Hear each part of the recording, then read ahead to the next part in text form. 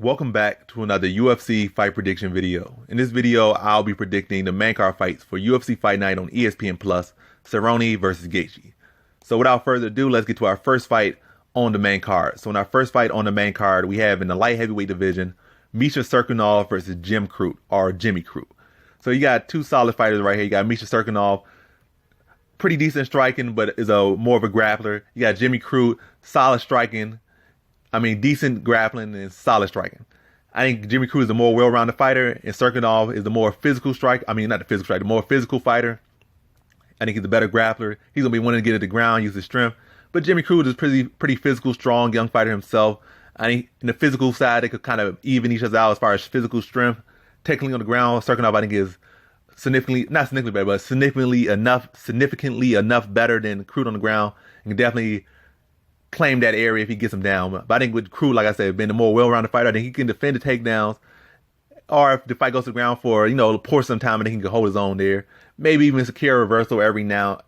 Maybe at least one reversal. I don't know if he's going to be securing too many, but maybe there's an opportunity for him to get a reversal here. One reversal in the fight.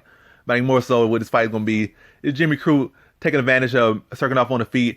Basically looking at his old fights and Cirkunov get caught in some fights, see his tendencies, and be able to pick him apart, use that range, and use that same range to help him defend takedowns and kind of negate the grappling of Cirkunov.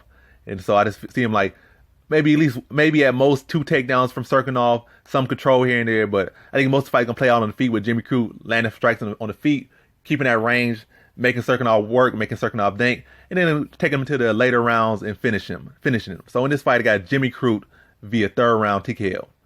Now on to our next fight we have in the middleweight division, Uriah Hall versus Antonio Carlos Jr. So you got Uriah Hall, phenomenal striking, an up and down fighter, so much talent, so much potential, so much talent. At this point, I think you can't even call it potential. He's going to show it or he's not going to show it. He is who he is, or he is who he is. So Uriah Hall, phenomenal striking, grappling looks decent sometimes, most times look very questionable. And now he's going against the best grappler submission grappler he has ever faced in his career. And Carlos Jr., big, physical, top-notch BJJ. I don't think Uriah Hall can really defend the takedown too much from Carlos Jr. But Uriah Hall, he can finish anyone, and just about anyone can finish him at this level. So he's like an up-and-down fighter. He can give anyone a good fight. And at the same time, he give people that shouldn't beat him a chance to beat him. So, but like I said, grappling questionable. Going against one of the best grapplers he's ever fought, or the best submission grappler he's ever fought in his career. I don't think he can defend his takedown too much. I think he might be able to defend one, might defend 2, but I don't think he's going to defend all of them. I think at worst, Junior is going to have a 50% takedown ratio or takedown average against Uriah Hall. So if he goes for 2, he's going to get 1. I think it's going to be hard for Hall to get him off him.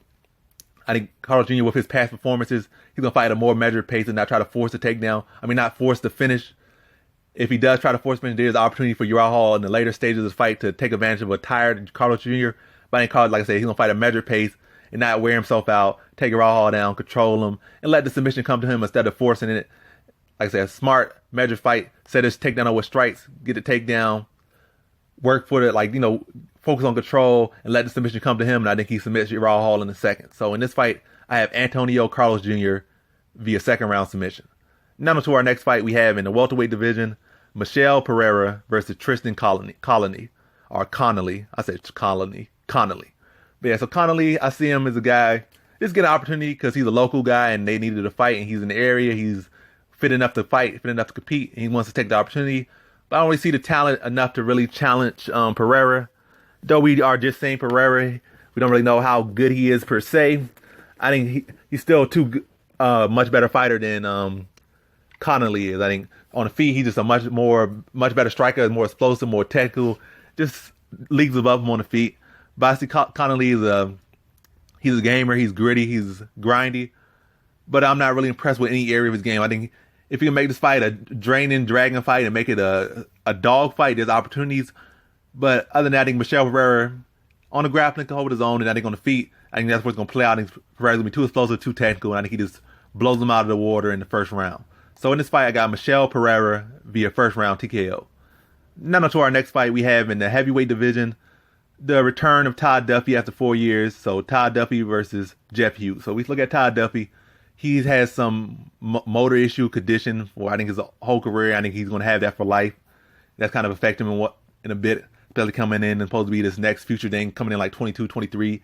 Then we've seen his career hasn't really measured up to the potential, like it hasn't even measured up to a quarter of what his potential was supposed to be. But he's returning, and let's just see him as a fighter. That's not what he was supposed to be, not who he should be, who he could be, but let's just see what he is as a fighter. He's a fighter that has pretty standard skills, nothing real blow out the water. We haven't really seen him wrestle at all. So he has a standard skill set, like pretty much every stat level 1, except his power is at 100 and his cardio is at 50. So nothing real phenomenal about his skill set or what he brings to the table. What's phenomenal about him is his power, his physique, his physical abilities. But other than that, everything else is pretty much low tier. One might throw a 2, and pretty much 1, 2s, and then like uppercuts. That's all he pretty much got. The standard stuff with a lot of power. You got Jeff Hughes on the side, another guy that's not really impressive in the area. What he brings is he's a fighter that he's a fighter. He's like not gonna have no amazing technique with his striking, not amazing physique, not amazing physical abilities, but he'll get in your face, he'll throw punches, he'll strike with you. His technique is a little bit underrated. It's not super. I'm not saying it's super underrated, but it's definitely much better. I'm giving credit for it because he's been beating some solid guys. He'll get in your face, he'll smother you, make you work, and he'll constantly stay in your face, and he breaks guys down because he could keep the fight going. I mean, he could keep that pace going where a lot of guys can't. He'll be in your face, making a dog fight and wear you out to the point you're breathing heavy, and he still just keeps on coming. So he's a dog fighter. He's a scrappy type of guy. And that's kind of a worry against Todd Duffee because guys are going to come at you, could walk into a big punch for Todd Duffee. And you don't even need to walk at Todd Duffee for him to knock you out. He has that type of crazy power. But I see with that 4-year layoff, even looking at his resume, the only good guy he's beat is Phil DeFries, and that was before Phil DeFries was as good as he is now. And maybe he still could beat him, but as far as I'm saying, he hasn't really beat no one over his career. 4-year layoff, pretty standard skill set, just phenomenal power. So it's either Todd Duffee knocks Jeff Hughes out in the first, or Jeff Hughes takes him out of the first and drowns him. So with Todd Duffee, we only seen him really be a first round fighter. And you got seen Jeff Hughes the ability to go 3 rounds, go 5 rounds, and go all those rounds hard. With Todd Duffee can barely go 1 round hard. So I just think, like I said, I'm not too impressed by Todd Duffee's resume, not too impressed by what he brings outside of power and athleticism and image. I think Jeff Hughes has been active. He's been a fighter that's shown to go the 5 rounds or the 3 rounds and go all those rounds hard, be in your face, gritty, showing that fighter ability. I think Jeff Hughes is going to make him work, get him out of that first round, take him to the late rounds, and drown him. I think he finishes him in the 3rd round. So in this fight, I got Jeff Hughes via 3rd round TKO. Now on to our next fight. Our next fight is in the co-main event. We have in the light heavyweight division, Glover Teixeira versus Nikita Krylov. So looking at Krylov's a pretty solid fighter, still very young. Came to UFC damn near 20, 21. Left the UFC, came back, and I think he's 27 now. So still a young fighter, sub 30, and has a wealth of experience. As many fights as a lot more, really a lot of veterans even. So he's been around. Solid striking, solid grappling. You're going against Glover Teixeira, solid striking, solid grappling. Glover Teixeira is the veteran. He's the older fighter. I see Glover Teixeira as the significantly better grappler, especially from the top position. On the feet, I think Krylov is very Krylov is very unorthodox on the feet, can generate power from very weird areas and from very weird angles. But I see in this fight, Glover Teixeira is going to fight a smart veteran type of fight. He's not going to go out there and try to necessarily strike too much with Krylov, but he's going to try to pressure him, set up his takedown with his strikes, get on top. And I think at this point, even though Glover Teixeira is aging and probably past his prime, or definitely past his prime, I see him still the more physical, stronger fighter, the better grappler, who can take him down. I shouldn't have too much issue with the takedown. I think from the top, I think Glover Teixeira can just really dominate him on the ground, transitioning, getting that mount, landing big shots, getting his back, or having Krylov give up his arm for an arm triangle. So I think it could be either an arm triangle or a rear naked choke. And I see Glover Teixeira take him down and just being the big, more physical fighter, the better grappler, and smothering Krylov, landing big shots until Krylov gives up something for Glover Teixeira to lock hold of, whether it be his neck or a limb. And I think Glover Teixeira submits him in that 2nd round. I think Krylov will put on a impressive, good competitive performance, but I think once Glover Teixeira starts to get in his realm on the ground in that top position, I think it's wraps. So in this fight, I got Glover Teixeira via 2nd round submission. Now to our main event, we have in the lightweight division, Untitled Cerrone versus Justin Gaethje. So it's a pretty good fight right here. It's interesting because neither guy is necessarily the other guy's kryptonite. As I've been saying a lot of times, Cerrone's been getting a lot of these matches where it's not necessarily he's fighting a guy that's tailor-made for him, or he's fighting a guy he's tailor-made to be beaten by this guy. It's like this fight, I think to me, it's going to be coming down to more of a momentum thing than necessarily a stylistic thing per se. As far as visually seeing how this fight goes, I can see Cerrone winning more ways than I can see Gaethje. Cause I see, especially if Gaethje comes like his old style with his hands on his head low down, and just taking shots to give shots. I can see Cerrone digging knees to the body, teep kicks, upward elbows, probably landing kicks to the body. Then maybe once he lands some of those heavy kicks to the body or heavy kicks to the leg, open up a Gaethje head and landing head kicks. I can see opportunities there, but Gaethje showed in his last fight that he's no longer going to just be a guy that's going to come in and just take a shot to give a shot. He saw that at this level of MMA, you got to adapt. You can't just be a one type of guy every fight out, because people are going to see that. People are going to find game plans for that, and they're going to beat you. So in the Barboza fight, in his last fight, his hands weren't necessarily glued to the top of his head. They were kind of at his side, like kind of at his chin. He was looking at Barboza. He was setting his shots up. He wasn't just I think we even saw that in the Vic fight. The Vic fight was maybe the first fight we saw, and it was a quick first round knockout. And then the Barboza fight was like the second fight we saw.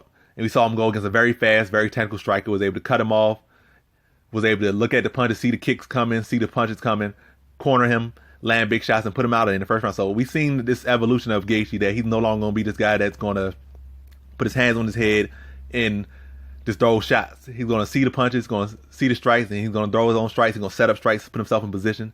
And I'm not saying that he's never been just a technical guy. He's been technical, but he's been allowing himself to be just a barroom brawler when he's always had that technique. And now he's starting to show that technique. He definitely has that power. And now we're seeing it, and he's setting stuff up. And he's no longer just taking to give it. And I think that's going to be a good evolution in style, especially against Cerrone. Already with the pressure Gaethje has, now seeing shots and now reacting to shots, being receptive to shots. I think he'll be able to avoid some of the openings that Cerrone probably would have taken advantage of in the past, get inside. I still don't think he's going to be the guy that's going to necessarily be doing heavy body kicks to Cerrone or be that loose, flowy boxer. He's still going to be probably heavy-footed. There's going to be a lot of power on the shots. Probably not going to mix to the body enough as he needed to. He's going to try those leg kicks. So it'll be an interesting leg kick battle. Who's going to win the leg kick battle? But I think where Gaethje's best opportunity is to pressure, land power shots, even though it's not going to be where they need to be, like to the body.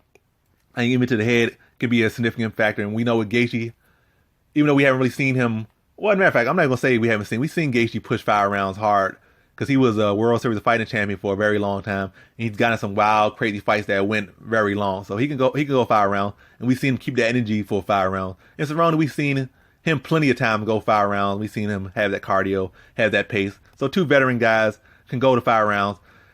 I think what Gaethje's key to victory is that in this fight, I think it's more of a momentum thing. Like the momentum just on his side. A very close fight, very interesting. Neither guy is necessarily the other guy's kryptonite. But I think the pressure of Gaethje, the adjustments he's making, and the power, and putting that power in the right places is going to be his path to victory. He's going to be able to cut Cerrone off, land big shots, pressure him. But I think Cerrone will be good early. But I think all these back-to-back fights, his age, the fact that he's aging, I think he's going to be able to keep up that same pace, especially with a guy drawing as much heat as Gaethje is drawing. So I think it's a fire fight, probably one of the fights of the year. I mean, if not the fight of the year.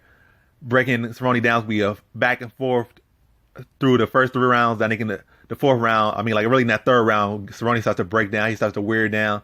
Then I think in that 4th round, Gaethje puts him away. But competitive fight, but I got Gaethje in the 4th. So in this fight, I got Justin Gaethje via 4th round TKO. And so that concludes my fight predictions for the prelims of UFC Fight Night on ESPN Plus, Cerrone versus Gaethje. And as always, thanks for watching.